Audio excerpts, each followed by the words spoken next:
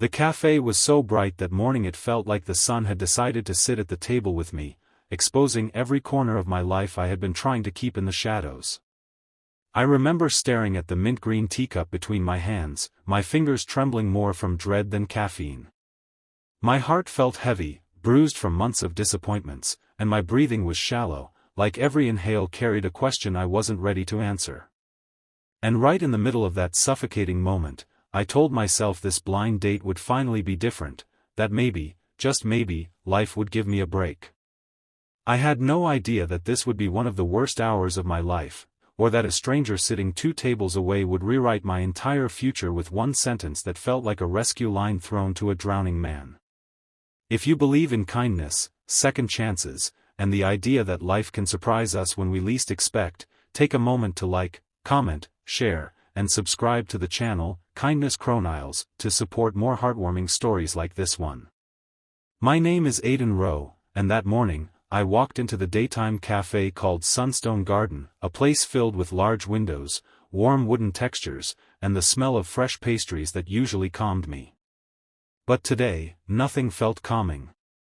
I had agreed to a blind date arranged by my coworker, who claimed his cousin was perfect for me. After years of failed relationships, loneliness had begun to seep into the corners of my days, making me say yes to things I normally avoided.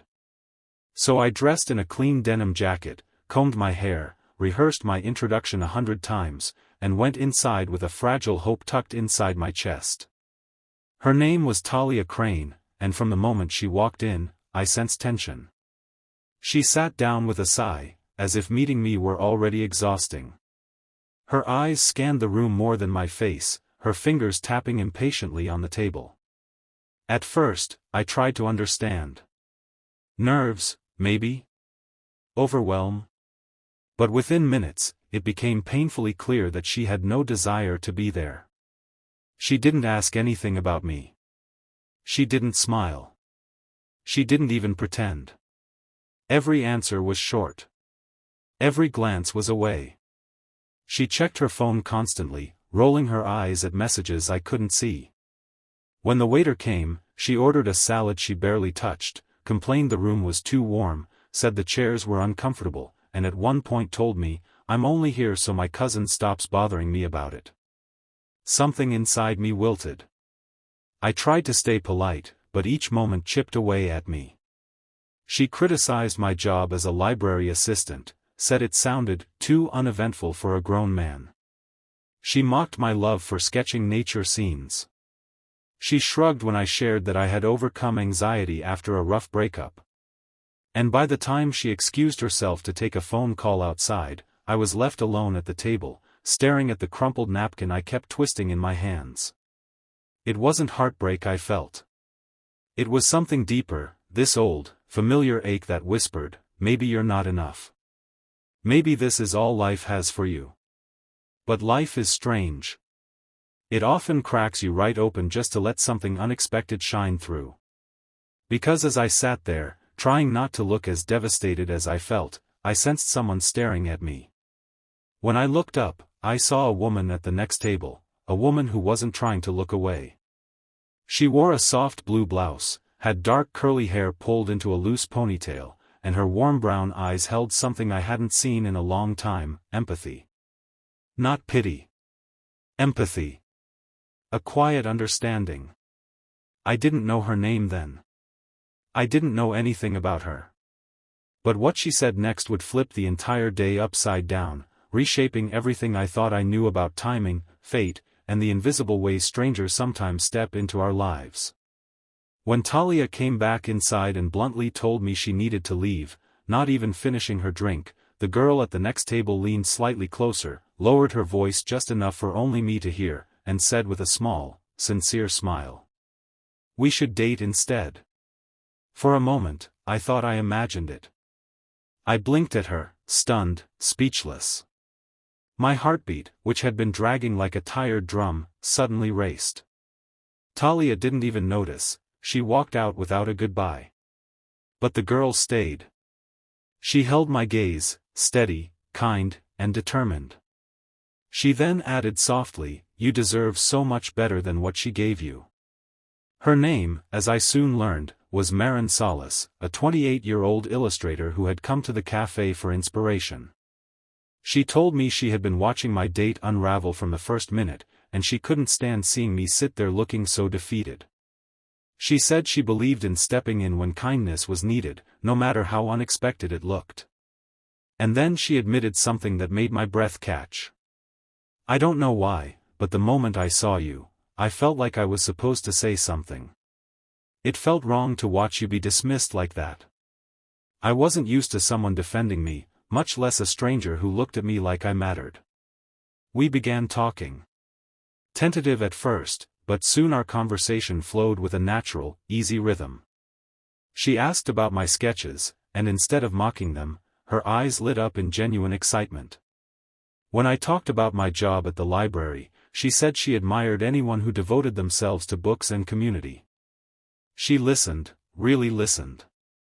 And when she spoke about her art, her hands moved expressively, her voice warm, her ideas vivid. The way she described the world made ordinary things sound beautiful. The cafe was bustling around us, sunlight streaming through the giant windows, dancing on her face as she laughed at something I said. And somewhere between her stories, her gentle humor, and the way she paid attention to small details, I felt something shift inside me. I felt seen. We ended up sharing a slice of lemon cake. She asked about my past relationships, not out of nosiness, but sincerity. I told her how I had spent years trying to rebuild myself after being left for someone more exciting, and how I sometimes felt like the world was moving too fast for a quiet person like me. She told me she wasn't loud or flashy either. She liked sunlit spaces, slow mornings, museums, long walks, and conversations that felt soft and meaningful. She liked people who spoke gently. People who didn't need to perform to be worthy. She looked at me then, directly, openly, and said, "You're the kind of person I want to know." We talked for nearly 2 hours until the lunchtime crowd arrived. When we got up to leave, she hesitated before reaching into her bag to pull out a small note card. On it, she wrote her name, number, and a tiny sketch of a coffee cup with a smiley face. She placed the card in my hand and said, "If you want, call me." I wasn't joking when I said we should date.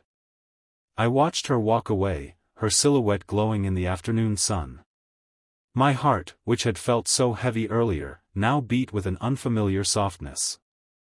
I waited a day before calling her, not because I wasn't sure, but because I wanted to call without my voice shaking too much.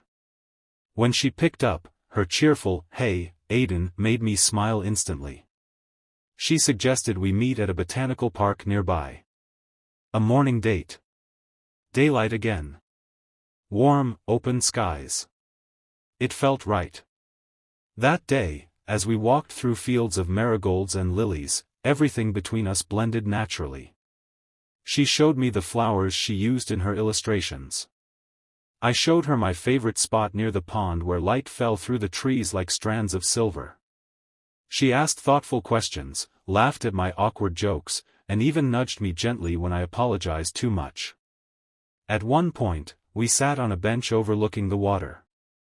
Ducks glided across the surface, creating soft ripples. A cool breeze rustled the leaves. And there, with sunlight warming her face, she told me she wanted to build something real with someone who valued kindness, not perfection. She said, "You looked heartbroken that day, but you didn't let it make you cruel. That's rare." I felt my throat tighten. No one had ever put it like that. Over the next weeks, our connection deepened in ways that felt healing, not dramatic, not overwhelming, but steady and genuine. She saw the good in me, even the parts one thought were too quiet to matter. And I saw the strength in her gentleness, the bravery in her vulnerability, the beauty in the way she loved small moments with devotion. One afternoon, about a month after we met, we returned to the cafe where it all began. Marin pointed to the table where she had first spoken to me and said with a teasing grin, "Best impulsive decision I ever made." I laughed, but my chest tightened with emotion. Because I knew she wasn't just a moment of rescue, she was the person who helped me believe in myself again. Sometimes a terrible